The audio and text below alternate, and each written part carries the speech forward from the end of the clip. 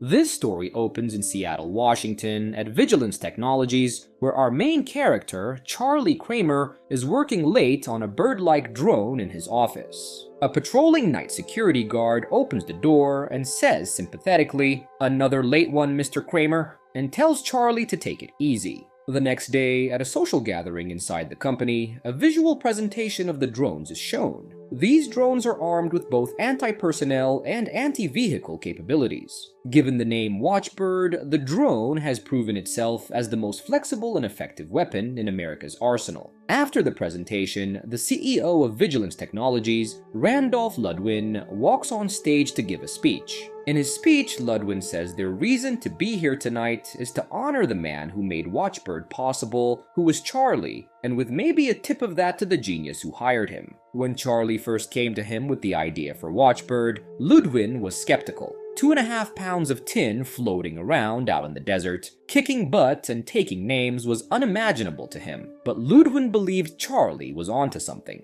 When Ludwin asked how he's going to keep the drones from zapping one of their own, Charlie simply answered saying that they will give the good guys encrypted chips. 3 years into this project, and dozens of soldiers return to the bosom of their families. After his speech, Ludwin invites Charlie to the stage, who was with his fiancée Sarah at the moment. The next morning at the company, Charlie meets Ludwin and 2 other men from Homeland Security. Ludwin introduces the first man, named Jack Valentine, who was the Assistant Secretary for Homeland Security, and the second one being Bradley Tanner, Valentine's Chief of Staff. Ludwin starts off the meeting saying that the president wants to bring the Watchbird home.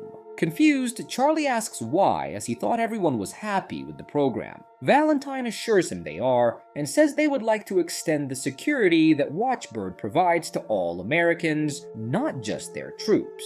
Homeland Security wants to deploy the Watchbird on the home front. Valentine tells him that they are planning to deploy them in 10 or 12 metropolitan areas to begin with, one of them being Seattle. Tanner hands Charlie a brief with all the details. Afterwards, Charlie says that the whole idea behind Watchbird is that it was designed for a battlefield environment.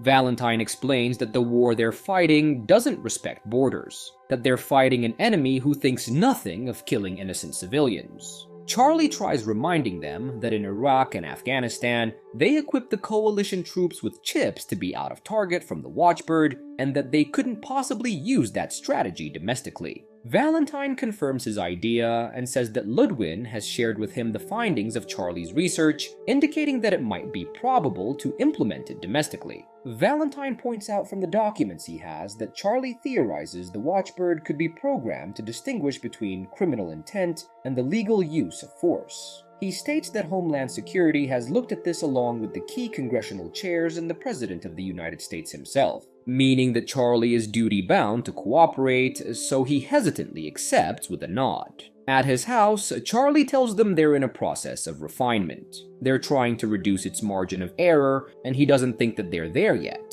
When Sarah argues, saying that its decisions are guided in the same way an intelligent person's choices would be, Charlie tells her that intelligent people make mistakes, and as smart as it is, it's just an analog of human intelligence. So whatever their flaws, the computer runs the risk of compounding them exponentially. Lastly, Charlie says that he'd be happy to implement the program domestically if he knew it was just protecting innocent lives. Sarah tells him he should have a little faith. Later in the company, Charlie inserts the new program into the Mentor Watchbird. The Mentor accepts the interface and starts downloading. Charlie tells the Mentor that it's giving it some new databases, namely criminal law, federal, state, municipal. Charlie clarifies that when disabling force is insufficient to stop the criminal, the machine will use only its anti-personnel capability. The Watchbird will be working in the 48 contiguous states, and the Mentor relays the command to deploy per new directive.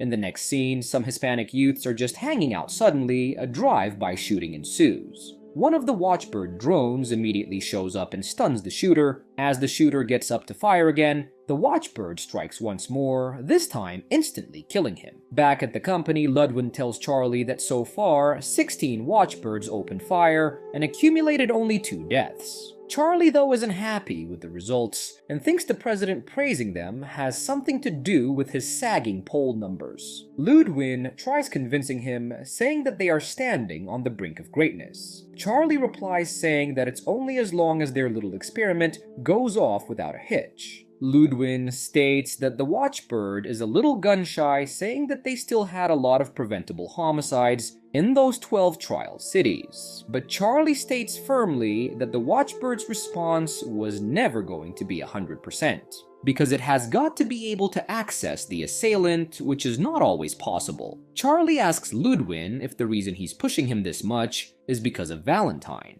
Ludwin tells him that all he's saying is that he should just revisit the parameters that he has the Watchbird set at. Ludwin mentions what Charlie went through as a kid, saying that he wonders how many people really know what's behind his invention. Ludwin says he knows what it means for him to save just one life, and tells him that they're all vulnerable and they all want to feel safe. This convinces Charlie, and he accepts to take another look at the Watchbird if he can improve it.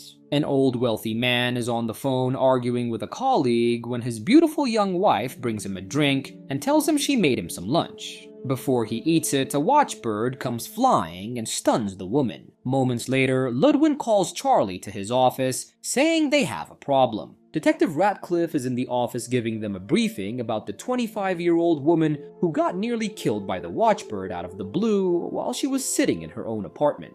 Ratcliffe informs them that the DA is asking a judge to ground their whole fleet. Charlie says that the Watchbird must have picked up something, as it couldn't just target this woman out of thin air. Shortly after, Ratcliffe gets a phone call from forensics at the hospital. They inform him that they found some trace on the woman's hand of something called sodium morphine, and they found lots more in the sandwich she was serving her husband, indicating that it was poison to kill him. The Watchbird managed to stop her. Ratcliffe says that he owes them an apology and thanks them before leaving. Afterwards, Ludwin tells Charlie that Valentine called him earlier, saying that he's drawing down deployment in the Northwest to temporarily focus on Baltimore. HS has a reason to believe there's a sleeper cell whose alarm just went off. In Baltimore, Maryland, a bunch of terrorists are in a secluded building, devising their bombing plans when suddenly the Watchbird comes around to scout the area, but it leaves shortly after. The next day, Valentine confronts Charlie as to why the Watchbird deemed not to take action on the terrorists. Valentine further states that they raided a place on East 18th and found one Al-Qaeda and enough pyrotechnics to light up 10 square blocks. They believe 4 of them got away, or maybe more, and the one that they have in custody still won't speak to his lawyer.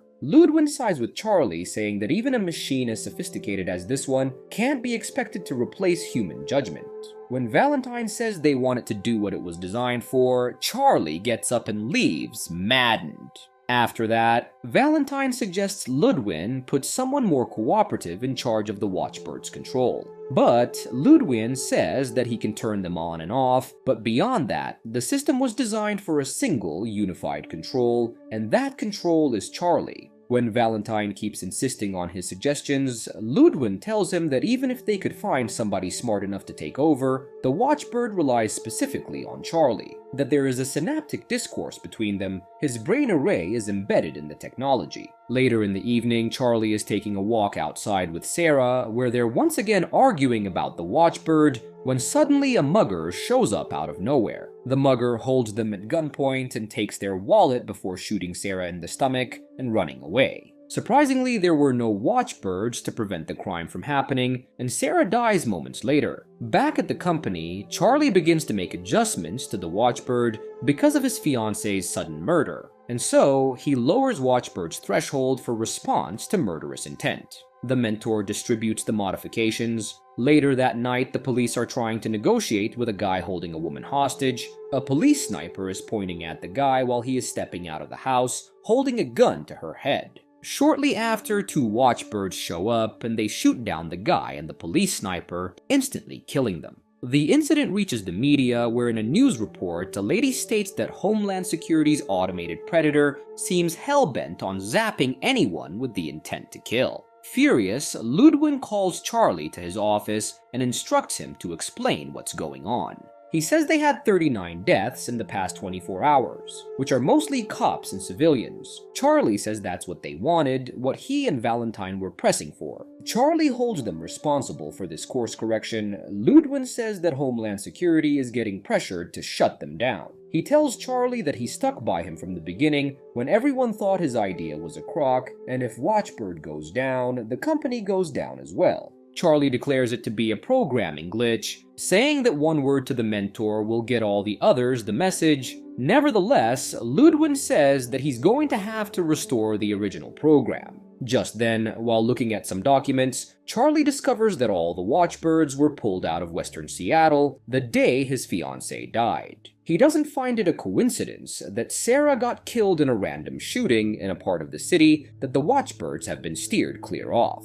He suspects Valentine for deliberately causing his fiancée's death. Ludwin says he's just being delusional and to go reprogram the Watchbirds. Then Charlie goes to his office to reprogram the Watchbird and makes a slight tweak. The following day, the mugger who murdered Sarah takes a payment from Homeland Security's Chief of Staff, Tanner, proving that Valentine did in fact cause Sarah's death. Shortly after, a Watchbird comes flying toward the mugger and kills him. Then, when Valentine and Tanner are about to enter their vehicle, numerous Watchbirds show up and kill them as well. Upon hearing the news, Ludwin comes down to Charlie's office, confronting him about why he sent the Watchbirds back up. He says he only sent the mentor, and they're not responding to his signals. Charlie says it might be a temporary malfunction and that he can't get them down. Ludwin then firmly asks Charlie if he ordered the Watchbirds to assassinate Valentine, but Charlie denies it, saying that the mentor wouldn't allow it. When Ludwin accuses him of the incident, Charlie confronts him, saying that the only thing he cares about is the bottom line, that he wanted a fat payday, the president wanted votes, and Valentine wanted to play God. Afterwards, Charlie calls the Pentagon to tell them how to jam the Watchbird's signals, so the Pentagon fires at the Watchbirds to disable them. They manage to take one down, but the others start firing back. On the other side, Charlie can't take what is happening anymore and goes up on the roof to jump to his death. The security guard informs Ludwin, and he rushes up to Charlie. Ludwin admits that he was right, that they used him to get what they wanted. Just then, a Watchbird is seen approaching Charlie from a distance. Ludwin tries to convince him it's just a setback and they can start over, but Charlie says the mentor will make it right, saying that it knows he is about to take a life. In the final scene, the mentor locks onto Charlie, and soon after, he gets killed by his own creation. At that moment, all the other Watchbirds stop and begin to move to a common destination.